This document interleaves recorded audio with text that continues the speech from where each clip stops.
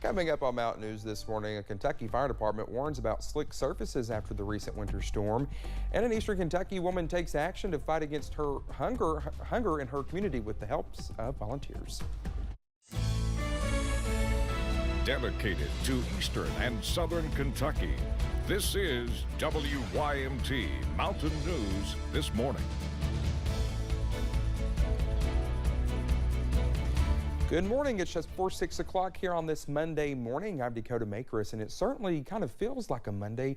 I said earlier at 5 o'clock that the weekend flies by, and I stand by that statement. I feel like it was just Saturday. Now it's Monday. Oh, well. Let's take it over to Brandon for a look at our forecast. And Brandon, calm conditions out there finally. Yes. So I know it feels like a sigh of relief, especially for our weather department. There's nothing to worry about. I know.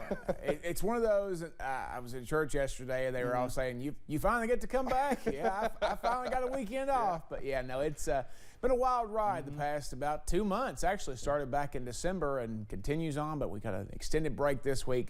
Thank goodness. Give us some signs of relief. Let's take a look, see what's going on this morning across the region.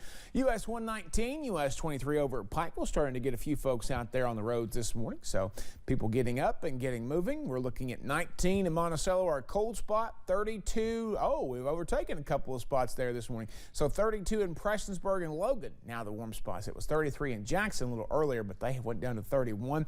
23 in London, 30 in Hazard, 31 in Pikeville, 21 in Irvin. So temperatures continue to fall there just a little bit. So kind of splitting the difference there in the mid-20s for temperatures this morning. They'll climb fast once that sunshine comes out here in just a little bit. We're looking at temperatures this morning from yesterday morning that are double digits when we're in some areas like Hazard and Jackson, Prestonsburg and Pikeville, Ashland too, also in Logan. So it is warmer everywhere, but grab yourself an extra cup of coffee this morning, or a little extra on the coffee, because you're going to be seeing those colder temperatures for some, more cold for others. 47 is our average high for this time of the year. Forecast high 50, record high 73, set back on this day in 2019. Dakota? All right, Brendan, thank you. On a news conference, Lexington Police Chief Lawrence Weathers confirmed that a Lexington police officer was shot in an incident at a gas station on Newtown Pike Saturday afternoon. He says officers approached 4 teens to investigate whether they may have been involved in a shooting on an earlier date. Well, Kentucky State Police confirmed one of the teens fired a weapon, hitting an officer. Another officer returned gunfire. I believe they were investigating another incident. Not that these two have been conclusively decided that they were linked, but they were investigating another incident. Well, 3 of those teens have been detained, but Chief Weathers could not share any details about the 4th person. The investigation is ongoing, and the chief says it is being taken on by the Kentucky State Police. In the meantime, the officer will be on administrative assignment. Well, Lexington police say they are investigating a deadly shooting as a murder-suicide. Now, the Fayette County coroner confirmed the deaths of 10-year-old Landon Hayes and 22-year-old Tyrus Latham. Lexington police arrived at the scene after receiving a call for shots fired. They found Latham and Landon suffering from gunshot wounds. Both were pronounced dead at the scene. The relationship between the two is not clear. Now, this story is developing. While the Kentucky State Police is investigating an armed robbery that occurred in Pike County on Thursday, KSP say a man entered the Dollar General on Zebulon Highway around 8 p.m. Investigators say the man pulled out a gun and demanded money from the cashier.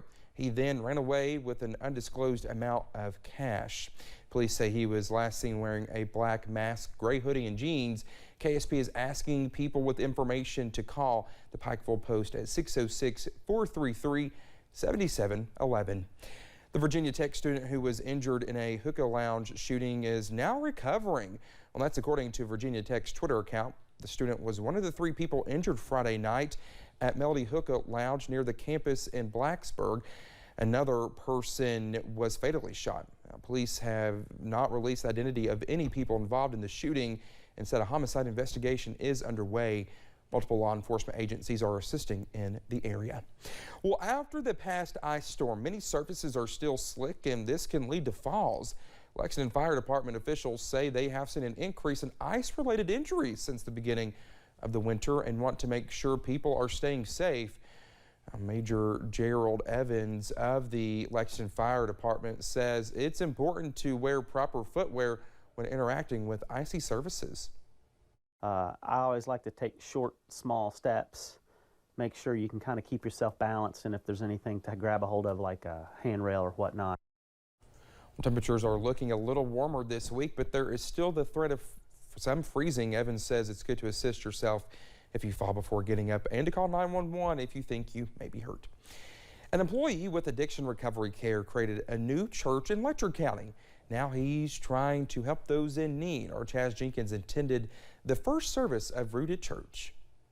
Clean since 2016, finding purpose in creating a new church for the area. Clean and sober going on 6 years, and I just feel like I need a place where we can go and rescue the lost and equip the saints to achieve their God-given destiny. Seeing support from family, friends, and those at Addiction Recovery Care. A lot of weight on taking the role of pastor, but I believe God, if He's called you, He'll fulfill that work, and I'm just excited to get going and just see what's going to happen here in Whitesburg and Letcher County. Including church member Corey Bailiff, helping the cause immediately. To see, what the Lord has actually put together in such a quick amount of time, from just figuring out where we're going to meet at to now it's like looking at permanent places and everything and just seeing it. Lord's through and through with it. Agreeing and relating to the church's philosophy. What a lot of people, think of churches as a building that we go to on Sundays, when the actuality of it is that the church is supposed to go out and be the church Monday through Saturday, get together on Sunday for praise and worship, and then be the church throughout the rest of the week.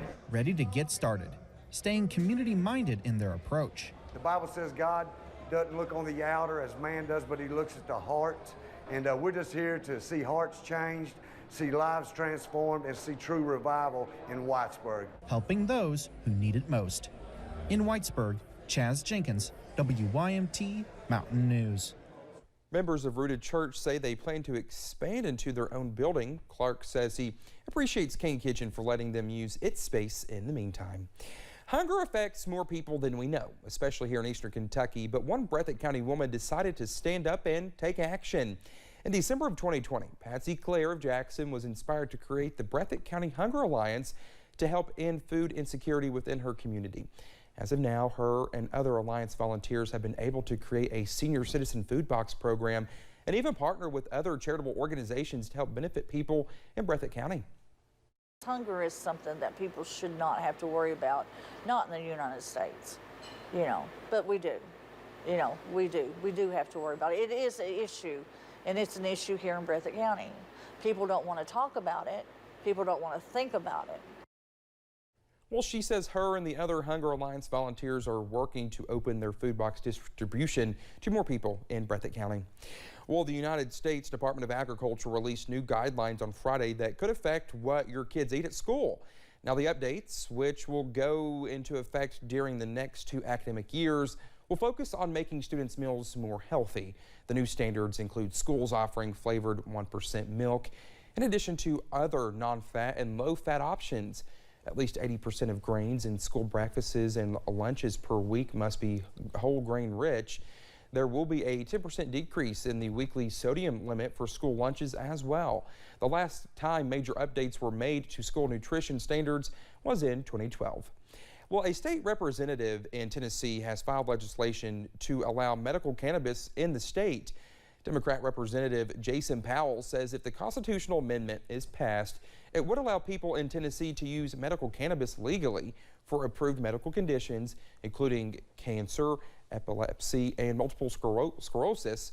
The state would give oversight of the medical cannabis program that would include the in-state cultivation, processing, and sale of cannabis. If passed, there would be a 4% tax on the sale. Well, Tennessee legislature is also considering a new bill that will change the definition of law enforcement officers. The bill would expand the definition of law enforcement officer to include a person who has been issued an enhanced handgun carry permit, essentially amending a Tennessee code that gives businesses the power to prohibit firearms in buildings. Opponents of the bill say the 8 hours of training required to get the permit is not enough compared to the 12 to 24 weeks officers and deputies must undergo. Well, the West Virginia Department of Environmental Protection says it was notified of an oil spill at a Lexington Coal Company facility on the Pond Fork branch of the Little Coal River in Boone County. Representatives with the Van Fire Department say vandals had opened a valve on a transformer releasing 5,000 gallons of mineral oil into a sediment pond, which then leaked into the Pond Fork River. Officials will be on site over the coming days to conduct a stream assessment and ensure the spill is cleaned up.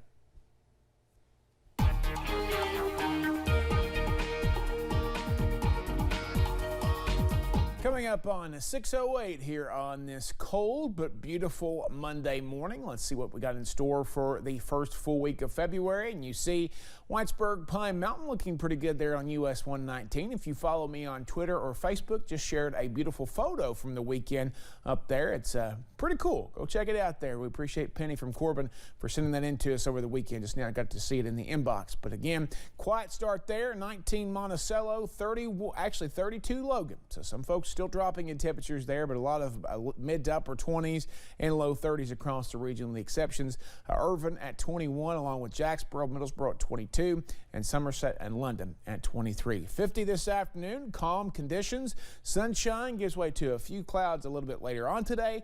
And as we take a look at our headlines, high pressure will dominate the forecast. And for most of this week, it'll be quiet, but there is a possibility for a weekend front that could bring us some action. Dakota? All right, Brendan, thank you so much. More news is on the way. When we come back, U.S. officials fear for the worst as the tension between Russia and the Ukraine continues to grow. That's next.